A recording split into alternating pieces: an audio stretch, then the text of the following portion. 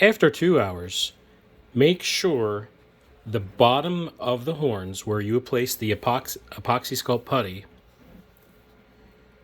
is not protruding and is exactly even with the bottom of the horn. And I like to do a light sanding too. The horn's about 2 hours dry here. And when you do that, it kind of highlights any areas that might be sticking up, and that looks good.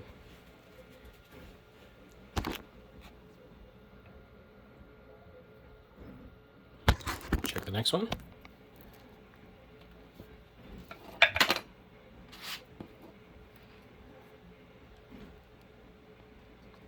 Very slowly and deliberately just come across here. You can also scrape like this. You can see here a little bit right there where it turned opaque is slightly higher than the rest of the base of the horn, which is curved.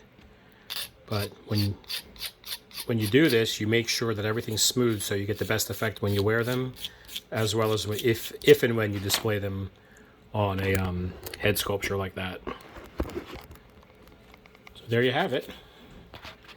This is one of the final steps that you need to do to get these ready. You can see a little bit there.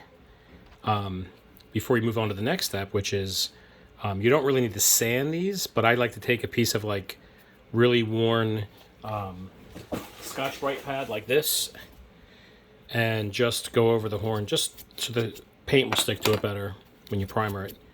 Again, not sanding. You don't want to sand off details. Along this edge here, if there's a little bit of any residual bumpiness from 3D printing, which you might have a little tab or two there, you just do this. That makes it perfect. And there it is. This is not an SOS pad. This is an ultra fine Scotch-Brite pad that I just roughed up a bit, so it's like fluffy. But there you go.